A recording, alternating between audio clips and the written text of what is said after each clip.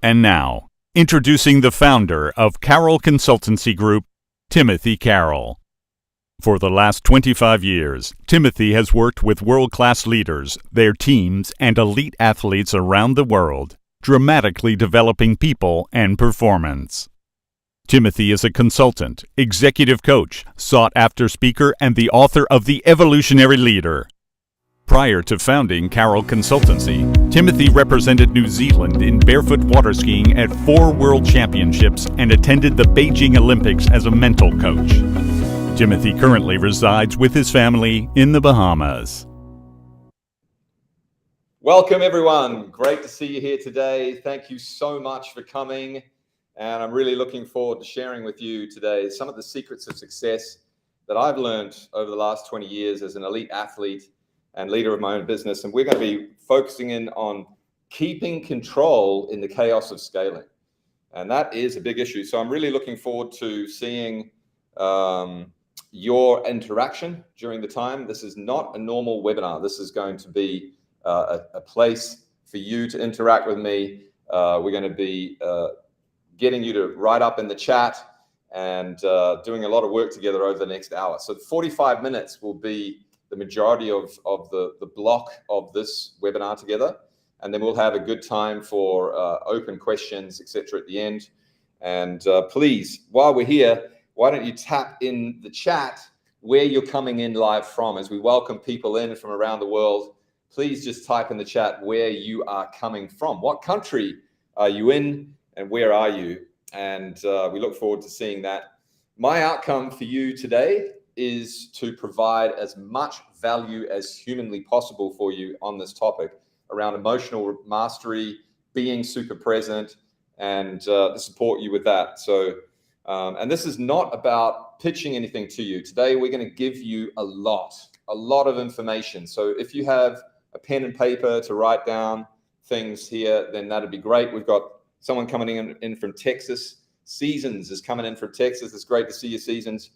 And so take some notes because you're going to have the opportunity to be able to do that and capture some of the things from today. Also, there'll be some good exercises for you to reflect on as well as we welcome people in for today. So look, questions. If you don't get your questions answered today, then please write to me at support. You can just drop me an email at support@carrollconsultancy.com. And we will definitely be able to support you that way and answer your question from there. And so I'm looking forward to that, encouraging you to be a participant and interact as much as possible today. And those of you that stay to the end, we've got a surprise for you. So that's going to be exciting. We've got a great surprise and gift to the person who is the most interactive and the person who stays right to the end of this hour. So I'm really looking forward to supporting you over the next hour or so. Who's up for that? Who's up for interacting today? Great. That's great. So we've got Patrick Jung coming in from Sweden. Hi, Patrick. Good to see you, mate. And Kyle. How are you doing, Kyle? In New Jersey in the US. And Chris Ming in Texas as well. G'day, Chris. How you doing? Awesome. So let's begin. And we're going to start with a little introduction to myself. And it all started with a dream for me. I wanted to be the best barefoot water skier in New Zealand many years ago. And so I really got stuck into the sport. And you'll see here that as I progressed in the sport, my father was one of the founding members of the New Zealand Barefoot Water Ski Club way back in the 70s. This webinar is dedicated to him today because his health is not so good. Sending my love to you, Dad. And so you can see here my parents and us, as my brother and I, little tykes there. And we were born into a sport, basically, called the sport of barefoot water skiing. How many people here have heard of barefoot water skiing? That is a crazy sport, but it's a lot of fun. Yeah, so moving forward, we had some challenges along the way, and playing rugby, playing high impact sports was a bit of a challenge physically and broke my knee when I was 16 playing rugby, and broke my arm when I was barefoot water skiing. So with the challenge of high impact sports, I ended up having some injuries along the way. But it taught me one thing, and that is never ever give up. And if you're starting your business, this is the number one principle. If you're in business, that is the principle that is going to drive success for you moving forward, is never ever give up. And that's been the principle that's helped me to drive and grow my business over the last 20 plus years. So it really helped me for the rest of my life. And here we are in the New Zealand barefoot water ski team. Way back, I managed to get into the team when I was 16 and competed in 4 world championships. What a gift that was. It taught me so much about life, about how the brain works, about how to get the best out of yourself, and how to perform to your full potential. And that was, the gift of sport is just phenomenal. At a young age, my parents put me into the local Maori club. In New Zealand, the native New Zealanders are the Maori people. And there's a multicultural club that I was a participant of, and we learned how to do the haka. I'm not sure how many people here have seen the All Blacks, the New Zealand All Blacks, do the haka. It's a challenge that you lay down. I'm not going to do it today. That might scare you all. But it's a challenge that you lay down to the competition. And here I am leading the team in the haka because I was involved in that multicultural club. I knew how to do it and do it really well. And so found myself in a leadership position at a young age. So, So where I really fell in love was when I came to Australia, and I ended up working for a company there promoting some of the world's best personal development leaders and authors and trainers. And this is where I really fell in love with wanting to serve and wanting to help others. And it started earlier as a coach when I was coaching the juniors. The biggest kick for me was to help people achieve their goals, and I got goosebumps from doing it. And so when I was working for this company in Australia, it was just awesome to be involved with these people and seeing how they were helping people achieve their dreams. And I decided that's what I want to do with my life. And that has led me to be here with you today. So we are going to be giving away a nice gift to you, actually. And but in a minute, I'm going to tell you a little bit about that in a sec. But now, as a company, we have clients all over the world. We're based in the Bahamas, and here's some of our clients that we have worked with, from some of the top sporting clubs in Europe through to some of the big Fortune 500 companies, and just loving the journey of helping clients around the world from the Bahamas. Have worked with professional athletes and did go to the Olympics in 2008. That was just a buzz. Loved that childhood dream of attending the Olympics. And so now, back in 2016, I actually wrote a book, and here we are in the Bahamas, contributing to Lend a Hand Bahamas. And so we're very much involved with the community here in the Bahamas. And in the middle of the pandemic, we were feeding 50,000 people a week over the hill in Grantstown and Bainstown. Just phenomenal work in supporting people in the Bahamas during that time. So on to the book. And I wrote a book, The Evolutionary Leader. If you want a copy of that book, please just email us at support@carrollconsultancy.com. And we would be happy to send you a copy of that. Super easy reading, 5 chapters, big letters, and very practical, so that you'll be able to use that very much so as you in your life moving forward.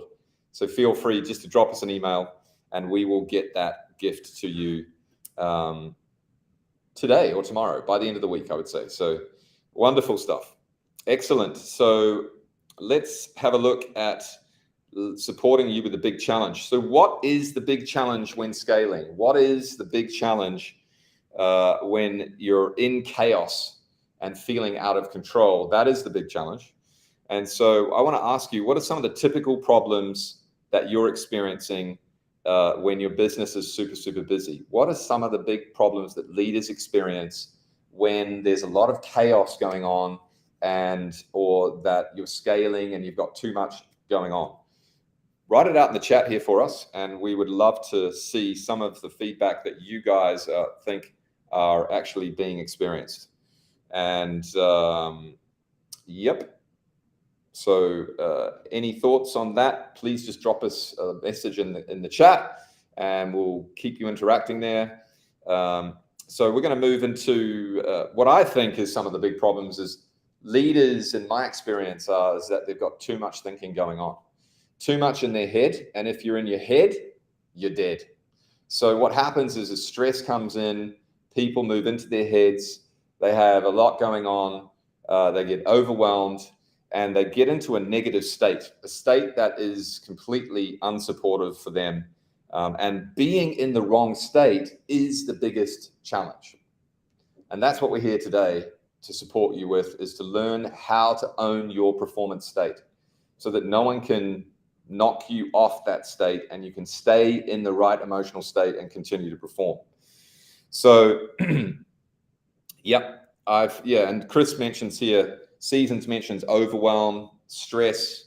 Chris mentions time and prioritization is a big problem because you've got a lot of plates that you're juggling, balls that you're juggling. So thanks for that. Yep, Frank Ramirez, account management is a problem for sure. Thanks, guys. That's really awesome. So I had an experience like this, and I have to share that with you. It was 1988. I was a young man, and not that long ago. And basically, it was my first World Championships, and I was in Melbourne in Australia. And it was the jump event. Earlier you saw me going over the jump, and I think it was the first time. Yeah, it was the first round of jump. And, I had been preparing for 4 years for this event, and I had so much nerves. Oh my goodness. My tummy was feeling sick. I was like feeling super anxious inside. And bottom line is I was in the depths of performance anxiety.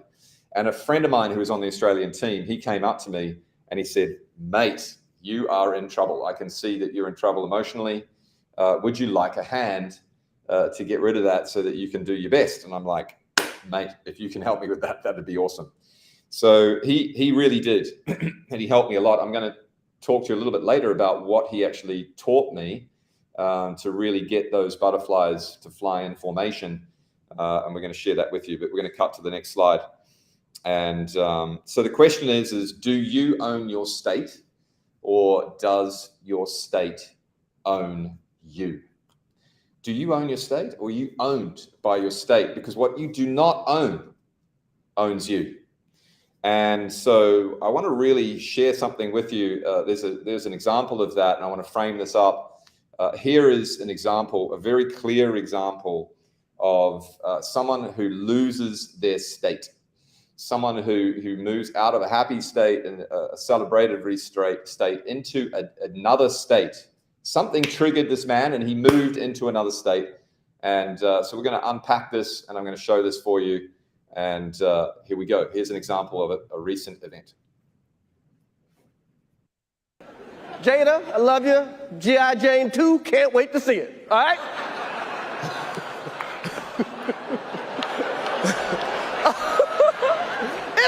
That was a nice one. Okay. I'm out here. Richard. Oh, wow. Wow. Will Smith just smacked the shit out of me. Keep my wife's name out your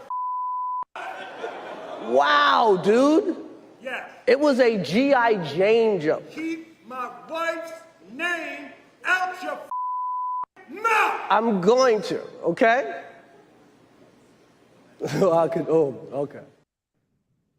Wow, right? So Will Smith at the Academy Awards recently completely lost his mind, lost this beautiful state that he was in. And, there were many people before that were making jokes with people sitting in the front, and they were laughing it off. But he lost it. right? And so I want to hear from you what you think is really going on there.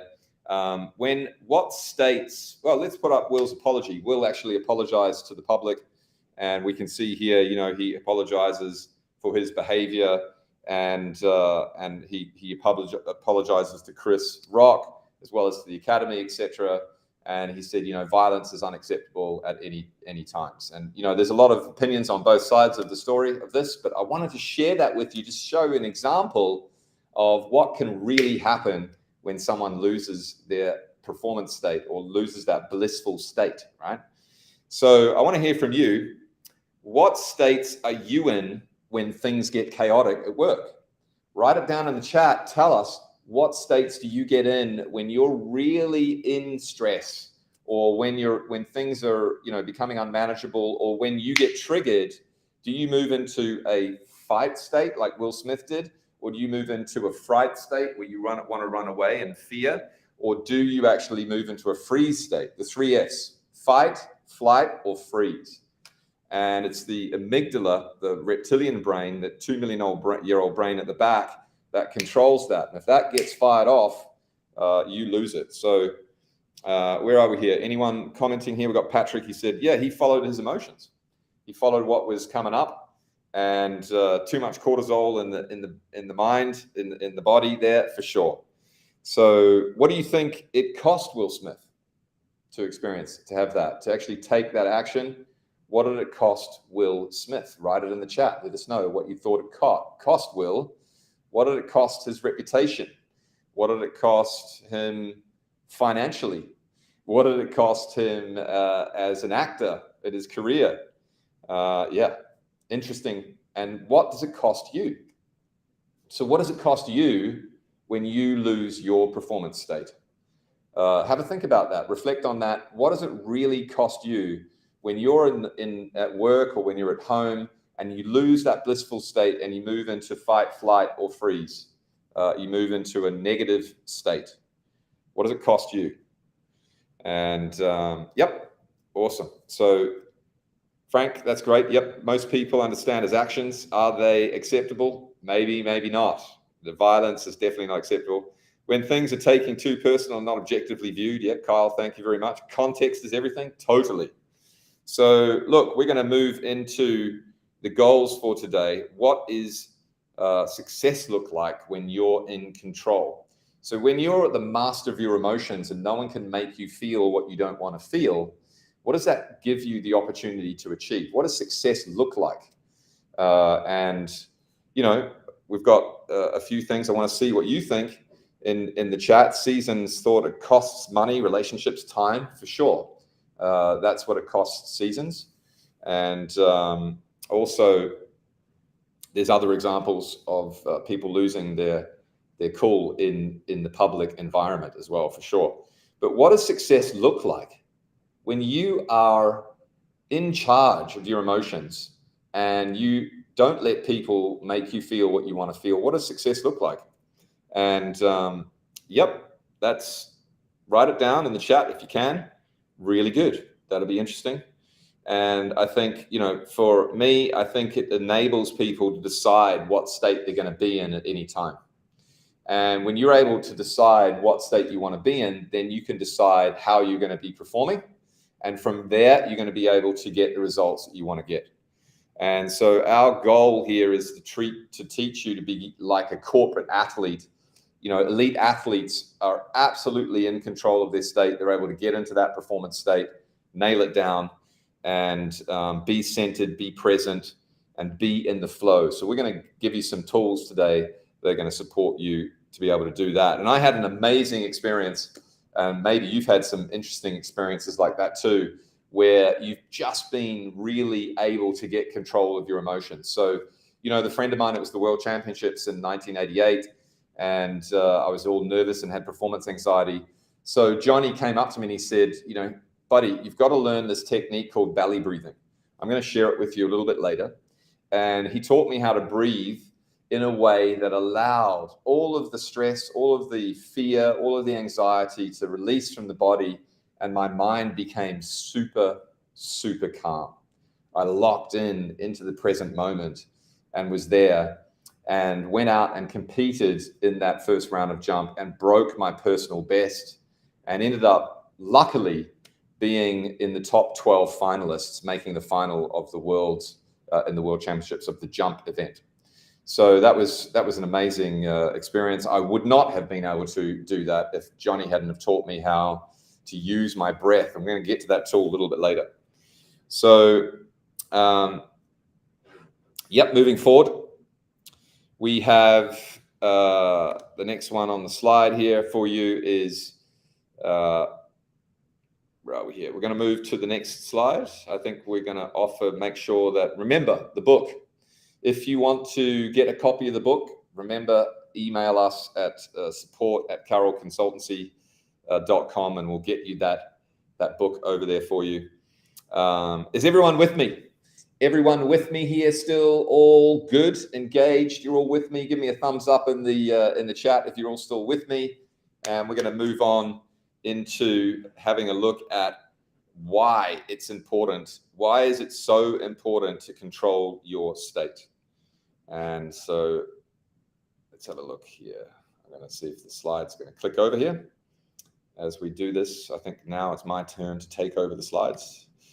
And where are we here? There we go. So we're going to look at mental and emotional mastery as the first step. The first step is mental emotional mastery. So write that one down. And the very first thing around why it's important to master your emotions is you've got to learn to be able to take responsibility, the ability to respond, not react. So there's a big difference between responding and reacting. Stimulus and response. And when someone reacts, the stimulus triggers a reaction that is not thought through. Most people, if you ask people who are in jail, what was the time difference between what triggered you and your action that took this person's life or that, committed the crime? Most of them say 5 seconds, 3 seconds. The longest is 20 seconds that I saw in this interview recently of people in jail.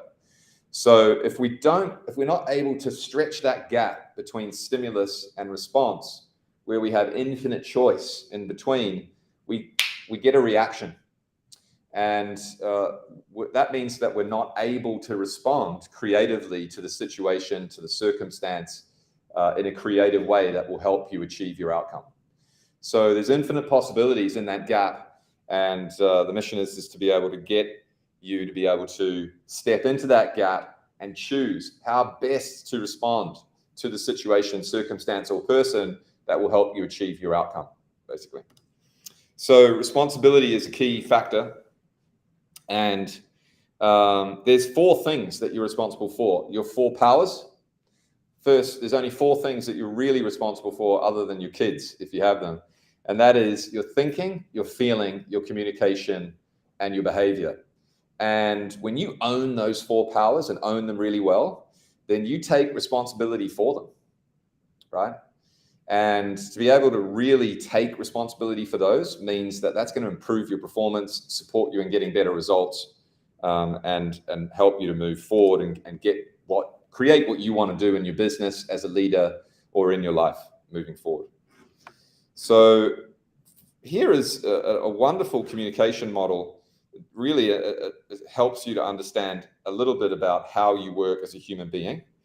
And this is really showing you how you work we live in a world that is a quantum soup, and we have information and energy coming in through our 5 senses on a regular basis through our 5 senses. And we're filtering, we're deleting, distorting, and generalizing that information down into an experience. And that experience affects how we feel. And that feeling also affects our state. So as an athlete, when you see an athlete playing basketball and they start to drop their head and roll their shoulders, what state do you think they are in? They're in a negative state, right? So as a golfer or as an athlete, we're teaching them to keep their physiology up, open, instead of down and rounding, because that totally kills the performance mindset of an athlete. So the same for you. A great tip is Physiology affects how you feel, right? And what you focus on affects how you feel. But the point is that all emotions, all your state is dependent, your behavior is dependent on your state. So all behavior is state dependent. If you want to behave confidently, you need to feel confident. If you are wanting to be calm, then you need to behave calm, feel calm inside, and then you can behave in a calm way. So your physiology helps you to control your emotions. And that's a big tip moving forward. Get in the state. Like at Harvard University, they said if you do a Superman pose, just a Superman pose, it increases cortisol levels by 25, or decreases cortisol levels by 25%, and improves your hormones. So physiology affects you at a biological level. So, we want to make sure that you are learning how to use the physiology to achieve your goals. The next step really around why it's important to be in charge is being present. Being present is the second tip that I'm going to give you. So one is emotional mastery. Two is how do you be present? How do you switch off this brain and get into the now, which is really, what every elite athlete wants. And performance. Here's a friend of mine, Will Trudridge. He's actually in the studio. He's gone out for a break. Will is the world record holder in freediving, 102 meters in the purest form of freediving down and 102 meters back, a dive time of 4 minutes. That is emotional mastery. If anyone can do that, he does it really, really well. And so performance is really around being super present, learning how to still your mind and shut it down. And so why learn to be still of mind? I think it's a super important thing. I remember as an athlete, it was the World Championships in 1990, and it was in Jacksonville, Florida. And I had an experience when competing in that World Championships where time absolutely slowed down, where everything moved into slow motion. I was in the middle of the performance. I had a peak experience. I broke a personal best again at the World Championships. But I had this experience that changed my life forever, where the mind became super still, and I was able to get out of the way of myself and basically perform at an incredible level. And so I want to share some tricks for you to be able to support you in being able to do that as well, whether it be at home with the family, or whether it be with your people at work, or wherever you need this, we want to be able to support you to be able to hit that. So write these down. Why learn to be still of mind? One of the big reasons is that when your mind is still, you're able to get into that flow where things happen without any effort at all. And this is an awesome diagram here. Anyone here heard of the book Flow by Csikszentmihalyi and Norbert Bischoff? Have you heard of the book The Flow? If you haven't, I highly recommend that you go buy it. It's a phenomenal book. And this is a diagram that shows what happens when we have, on one axis, we have the load or the requirements. So we have the load, the requirements, what is being loaded on that person, what tasks do they have, what are they required to do? And on the bottom axis there, we have the competencies. What are they capable of? How's their mindset? What are their beliefs like? What are their skills like? And when the requirement or the load becomes very high and the competency becomes low, they move out of the flow and into these negative states of concern or overwhelm or fear, and ultimately of massive stress. And as we know, stress is a big problem in the workforce. People hit the wall and get burnt out. And but the other side is interesting too, and that's the side of where we're actually bore out. Where you're so capable and the load is low, that you move into being bored and under challenged, and ultimately bore out. That is a big issue as well. So we want to be in the flow, and it's every leader's job to make sure that they match the capabilities of their employees to the load, so that they can hit the flow. And when they're in the flow, everything happens easy. Time disappears. They're super productive and absolutely nailing it. So let's have a look. We're going to remind you here of this awesome guy, Lee Baxter, who I worked with when I was over there in Sweden for a period of time. He was played Champions League. He was a national champion in Sweden. He's now the South African goalkeeper coach. And the number one thing he wanted to learn was how to switch that baby off and get super present. And actually, of all the people that I work with, the number one thing over time that they say that they've got the most value from is to learn to still your mind and be super present, so that you can perform to your full potential. And yeah, that's something we're going to share with you a little bit later today, how you're actually going to do that. How can you just be and lose your mind and come to your senses? And yeah, there's some benefits, major benefits. When you're able to do this, then you're able to really be relaxed. And Bruce Lee said, the more relaxed you are, the faster you can hit. The more relaxed you are, the more in control you are. So there's a number of different benefits of learning to relax and get into your body, get out of your head. What happens when you're in your head? You're dead. So we want to get out of your head and into the body. Relaxation, relaxing into the body is very, very important. So yep, there's a lot of reasons why it's important to become super present and become an emotional master of your emotions. KPMG did an incredible study in Australia, actually. They did a research into the well-being of startup founders and entrepreneurs. And so this is an awesome study. If you want this awesome study, drop us an email at support@carrollconsultancy.com. And I'm happy to also give you a copy of this. I think you'd love it. It's for those people out there that are in their own startups or in their own businesses. And there was some massive findings from this study of looking at entrepreneurs. And, you know, the big issue that they found was, this professor talks about this, which the study found, is that due to ineffective management from the founders and leaders, 65% of all startups fail. And that's unfortunate. 90% they fail within the first 3 years. 90% fail overall. So if you're going to start your own business, it's tough. It's a tough business. It's a tough world out there. So we want to help people to be able to lead themselves and be better leaders.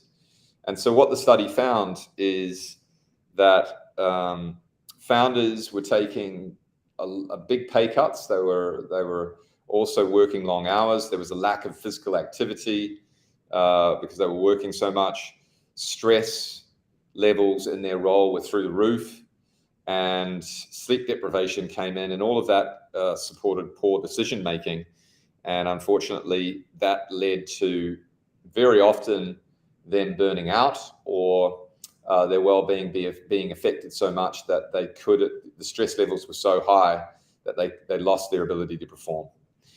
So we've got the book here just to remind you, if you want a copy of my book, where all of the knowledge that I'm sharing with you today is in there, just drop us an email. If you want a copy of the KPMG report, drop us an email on that as well, and we're happy to get that to you. And yeah, there's mastery of emotions, mastery of mind, mastery of your body, and mastery of being super present in the book. Love to get that into your hands as a gift from me to you. So what are the benefits? What are the benefits of being able to really master your emotions? And I want you to have a think about that for yourself. Write it down in the chat there. If you're able to really master your emotions and be super present, what do you think that's going to give you? How will it serve you to be a better man, better woman, a better father, better mother, a better son or daughter? How will it help you to be a better leader? What will it mean to your business or to the role that you're playing in the business that you're in? Write it down, and let's see if you have some thoughts around that. Yep, so we're going to move into the how now. In the last 15 minutes of the next 15 minutes, we're really going to move into the how of how this works and support you in really learning the tools to take away with you to take your performance, your life to the next level. So the first tool is all around handling performance anxiety, like I talked about. Whether you're a leader performing, standing up in front of people, or you're in a meeting, performance anxiety in business is huge. So we want to be able to help you handle that. The second thing is there's 4 laws of emotional control. And then the third thing I promised you was learning about your breath and how to use your breath to handle your emotions. So, my friends, we've got moving into the first part of that is handling performance anxiety. And I think that is a big thing. Fear. Performance anxiety is fear of not performing. So when you're afraid of making a mistake or afraid of not hitting your goal or afraid of not being able to perform like I was sitting on the banks of the river in Melbourne, Australia at the World Championships, it can really get you in a negative state and support you in not really being able to get the result that you want. And so fear stands for false evidence appearing real. A lot of fear is imagined in the mind. And so to be able to still the mind and get out of that, turn off the amygdala is critical. And there's 2 things around fear of not performing. One is fear of failure, and the other one is fear of rejection. If I'm not performing, I'm going to be rejected. My peers are not going to be like me. I'm going to let my team down. Fear of failure. If I'm afraid of making mistakes, of not achieving my goals. And so there's in the bullets here, there's a couple of tips there to support you. And really around performance anxiety, the number one thing to do to overcome that is to visualize. A big tool used in sports psychology. When you visualize things the way that you want them to be, when you see it in your mind's eye and you feel it in your body, how you want it to be before it happens, then that gets you into a performance state, not into a negative state of fear of performance anxiety. So visualization, big tool to support you in being present. And right, so we've got the fear of rejection.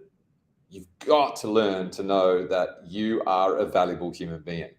Self-esteem means that you are valuable. It doesn't matter if you don't achieve it or not, your value stays the same. You are a valuable human being and you're perfect just the way that you are.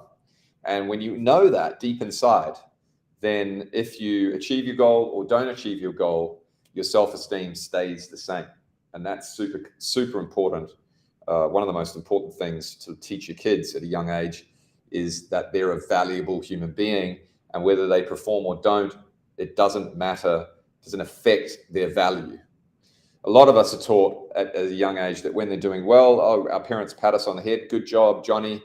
And when we're not doing well, we get criticized. And that teaches us that we're not valuable when we're not performing, and we're valuable when we are, which is an illusion. So moving forward, we're going to move into the laws. And we're in the how now, into the how. How do we stay present? How do we manage our emotions in the midst of chaos, in the midst of activity going on in life and business? And here Og Mandino talks about it. And this is really about focus. And we're going to move into the first law, the law of focus. And I love this quote by Og Mandino, because when I feel something, I am going to think and focus on what I want instead, right? I don't let my feeling run me. I control my feelings, and I control them by my thinking. So as I think, so I feel, so I emote. So that is the trick. Focus, and we're going to move into the law of focus now, which is going to support you in learning about how to focus, and that your focus determines your results. So you get what you focus on. There's a principle around that. Write this down. You are your attention. What you put your attention on, you become. And so if you focus on what you don't want, you're going to create that. A typical example of that is, when I was working with a professional golfer over in Sweden, when I was working with the Swedish Golf Federation, this golfer had a problem where he could not take his attention off the sand or off the obstacles, off the lake. And he was addicted to focusing on the problem and not on the opportunity. And so one of the things we taught him was how to bring your focus onto what you want and condition that within so that it becomes a habit, right? And so like in the game of golf, golf is like the game of life. And what you focus on is what you're going to create. So put your focus on what it is that you want. And when you do that, you'll be able to really start to control your emotions, right? As Og Mandino said in his quote there. So I'm going to move into Michael Phelps now, into a slide, and I want to show you a quick technique here. Michael Phelps, the greatest swimmer of all time, he was brilliant. And this is a trick from sports psychology, is there's two types of focus. There's the internal focus and there's the external focus. So internal focus is when you go inside and you're visualizing things the way you want to be. And as you can see on the left side of the screen here, you can see he is visualizing there how he wants this race to go. And if you read his books, visualization was a massive, massive tool for him. He would see it way before it happened, and he would see it in detail and feel it in detail. So internal focus, you create what it is, you imagine it how you want it to be. That kills anxiety. External focus is when it's time to perform, you're no longer in your head, because when you're in your head, you what? What are you? Let's see it in the chat. When you're in your head, you're dead, right? So when you're in your head, you're dead. You get out of your head, you get into your body, and you become super present, and you focus externally on what is happening. So if you're playing golf, you're focusing on the ball. If you're swimming, you're focusing on the line that you're swimming down. So that is a very important trick to know when to be internally focused, know when to be externally focused. If you want to perform out of your mind, got to get into your body, focus externally. Before you're going to perform, visualize it, see it how you want it to be. Super important technique from sports psychology, helping you to control your emotions. And, Arnold Palmer, one of the greatest golfers of all time, says it just beautifully in his quote here. I love that.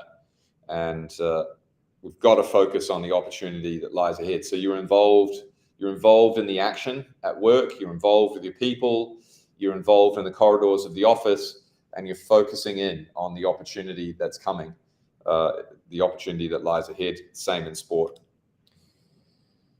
So the law of control is the second one here, and this really leans into the circle of concern versus the circle of control or influence. And we've got to focus in on what it is that we are in control of and let go of our concerns. So this is you. Here we are. And most people have all of these concerns around them. Like, we've got the Ukraine war going on. We've just come out of a pandemic. We've got all of these concerns, worries, issues, and they surround us like a cloud and really bog us down, take our energy away. And so what we want to do is we want to focus in on what can we control. So we drop the things that are concerning and we start to focus in what is it that I can really control right now. Remember, we go back to the 4 powers: your thinking, your feeling, your communication, your behavior. And when you start to focus in and dial in on what it is that you can control, what happens is that the the circles of concern starts to reduce and get smaller, so that you really become dominant on what you can control, and the worries and the concerns disappear. And that changes your state, changes your ability to be present, to reduce your stress levels, and get out of your head and into your body more and into your heart. So everyone with me still? Give us a thumbs up in the chat if you're still with us. We've got about 7 minutes to go before the end of the main content, and then we're going to be opening it up for questions. So have your questions ready on hand.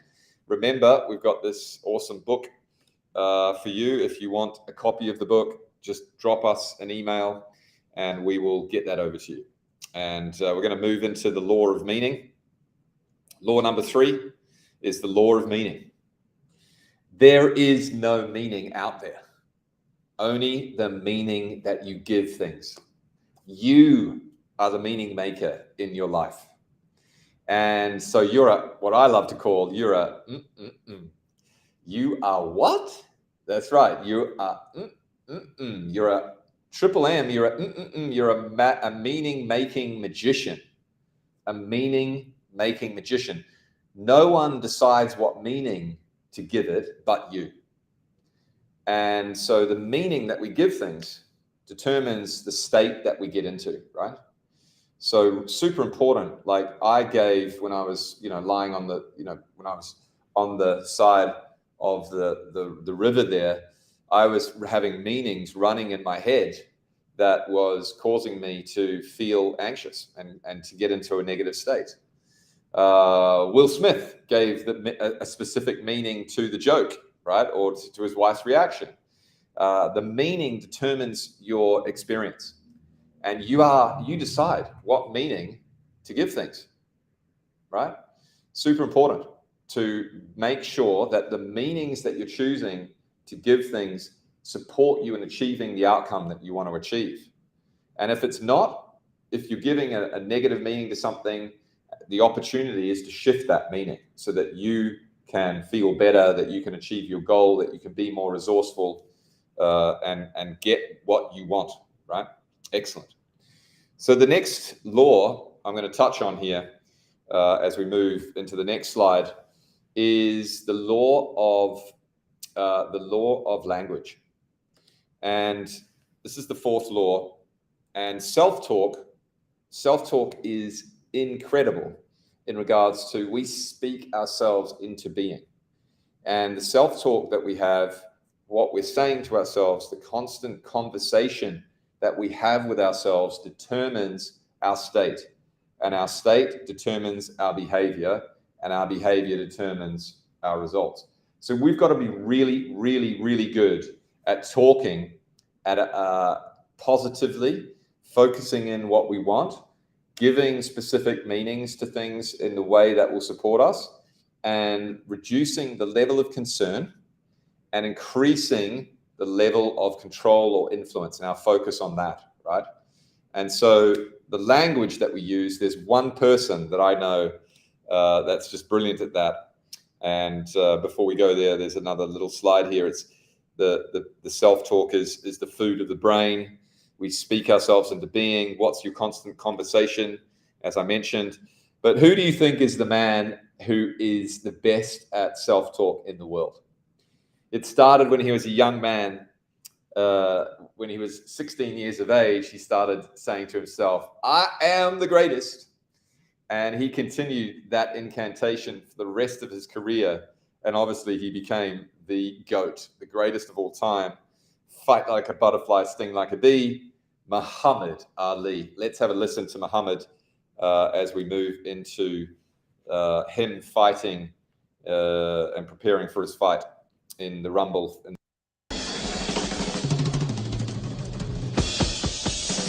I'm young, I'm handsome, I'm fast, I'm pretty, and can't possibly be beat. Cassius Clay goes into the record book with Corbett, Tunney, and Braddock as another who brought off one of the great upsets in the heavyweight history. It is befitting that I leave the game just like I came in, beating a big, bad monster who knocks out everybody and no one can whoop him. That's when that little Cassius Clay from Louisville, Kentucky came up and stopped Sonny Liston, the man who annihilated Floyd Patterson twice. He was going to kill me. But he hit harder than George. His reach was longer than George. He was a better boxer than George. And I'm better now than I was when you saw that 22-year-old undeveloped kid running from Sonny Liston. I'm experienced now, professional. Jaw's been broke, been lost, knocked down a couple times. Bad. Been chopping trees. I done something new for this fight. I done wrestled with an alligator. That's right. I have wrestled with an alligator. I done tussled with a whale. I done handcuffed lightning, throw thunder in jail. That's bad. Only last week, I murdered a rock, injured a stone, hospitalized a brick. I'm so mean, I make medicine sick. Man, dude. Bad. Fast. Last night, I cut the light off in my bedroom, hit the switch, was in the bed before the room was dark. Incredible. Fast. Incredible. And you, George Foreman, all of you chumps are gonna bow when I whoop him. All of you. I know you got him. I know you got him picked, but the man's in trouble. I'm gonna show you how great I am. Oh, I love that. Speaking it into being. So he went on to win back the world heavyweight title against George Foreman in the Rumble in the Jungle, and just an incredible fight, and an amazing man who speaks himself into being. So let's get some comments in the chat from you. I want to hear, what language do you need to be using with yourself on a consistent basis? Seriously now. How do you need to be speaking to yourself?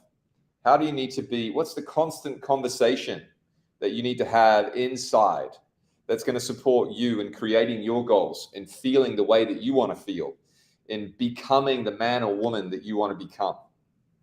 Write it in the chat or write it down on a piece of paper and start to get clear on, what is it that I need to focus on? What is the conversation I need to have? How can I use the law of language to create my goals and to create myself to build myself into the person that I'm becoming, right? Self-admiration and positivity from Kyle. Thanks, Kyle. That's a great comment. Totally. I love that. And Avery, affirmations. Yep. Affirmations are excellent. And yeah, and Patrick is saying, say to the monkey to shut up. Yeah, so quiet. What he means by the monkey is that in India, they talk about, and I think it's in China as well, they talk about the monkey being the mind and the body being the elephant or the horse. And when the monkey is sitting quietly on top of the horse, or then they work really well together. And so the monkey mind, that's what the affirmation, the referencing to there is that the mind is like a monkey. It never stops. It's active all the time.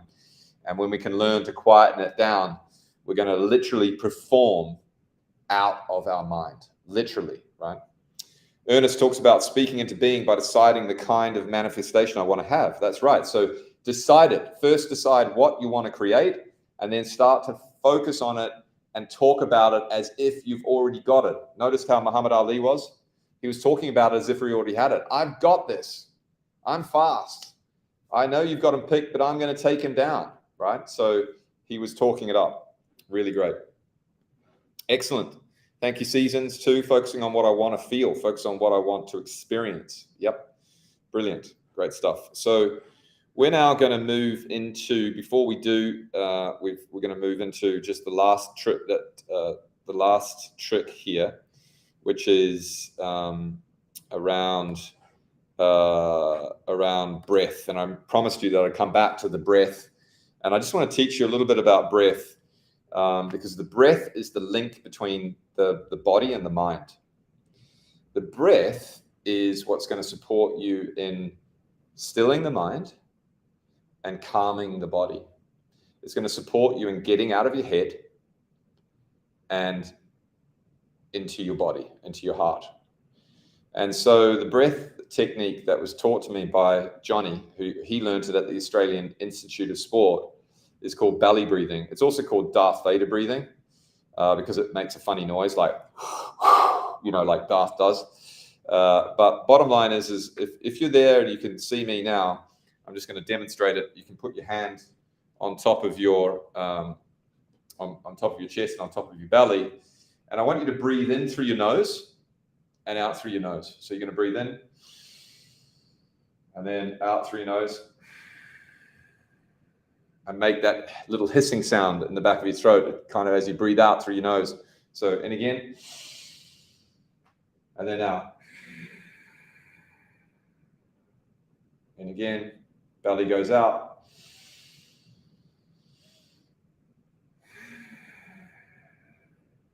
One more. That's right. So three breaths. Awesome, 3 breaths. And then the mind becomes super still. If you use that technique, that's called belly breathing. So I use that whenever I was performing, whenever I need to, like, for example, before coming on today, belly breathing, getting in state, using my physiology, super important. And so we're going to be wrapping this up pretty much in the next 5 minutes. So let's hit the questions. What questions do you have?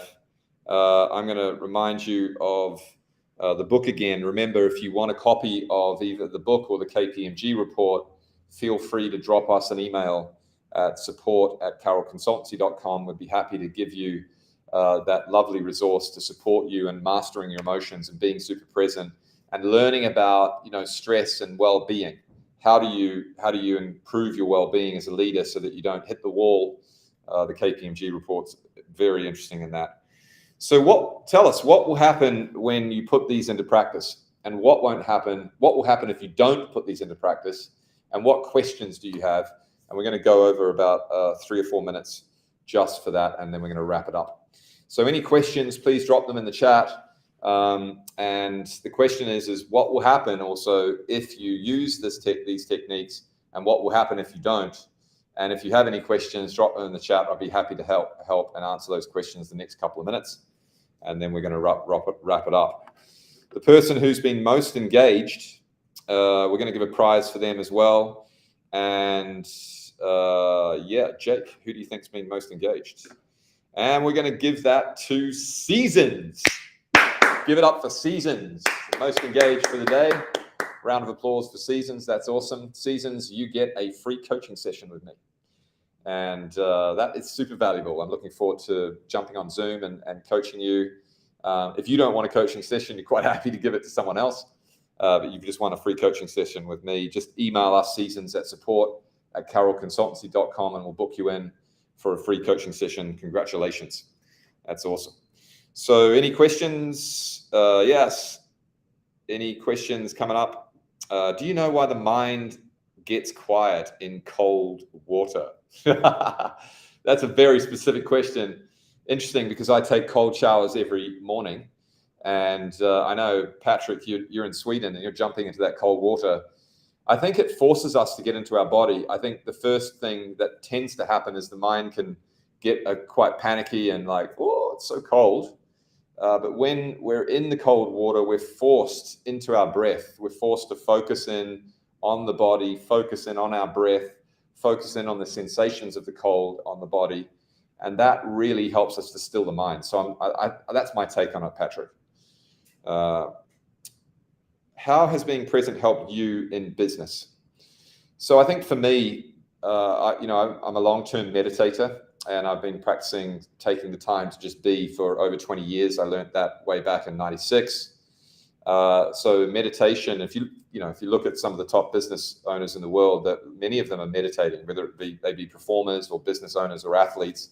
Taking the time to just be is awesome. And we're not human doings, we're human beings. So I think, being able to tap into the now, it's really helped me to be successful in business, I would say, and to meet my clients where they are, and to be able to perform and access the resources from my subconscious, unconscious in the moment. So I think that's been the main key for me that's helped me. There's one here from Kyle, one from Daniela as well. It's been a great webinar. Thank you, Daniela. Thank you so much. Suda, thank you very much. Ernest, thank you very much. Kyle, one more question and then we're going to wrap it up. How do you help to convey some of these principles in peers and employees other than being an example? I love it, Kyle. I think that's a great question. Well, the first and foremost, as a leader, if you are a leader in business, being an example, being a role model is the number one thing about leadership. So people learn through osmosis and they learn by your example. So I think it's super important that you lock it in and become that. If you're having trouble and building habits or shifting things at a behavioral level, then I think executive coaching is the number one tool to be able to shift that. But other things that you can do is you can have focus groups in the office. You can have principles, certain company principles that you can start to drive into the hearts and minds of people. And principles drive behavior. So those are a couple of things that I would recommend. Coaching obviously is a great tool, and trainings. But the first 2 or 3 there are the main things. Principles are just awesome to get into the values, into the hearts, so that people embody them. Awesome. So we're over time. I've got William Trubridge coming back in here to do some recording, and I hope to have William, the world's best freediver, at one of our future events. We do have future events coming up. We'll have another event similar to this on the same topic in a month to 6 weeks from now. And then every month after that, we're going to be moving forward with paid events, live events, starting off with free, moving into some longer events, adding more value to you. And we'll be having guest speakers like William coming in and top leaders coming in. So stay tuned to this as we broadcast this awesome information and tools of success into your living rooms, into your business. Super grateful for the opportunity today. I just want to thank you for showing up. Thank you to you all for being here. And it's been an honor and a pleasure. And I look forward to seeing you in another month or to 6 weeks from now. Pass on the information and share this with friends and family. We'd love to see them here. Thank you so much. And have a great evening. Have a great day wherever you are in the world. Thank you. Bye-bye.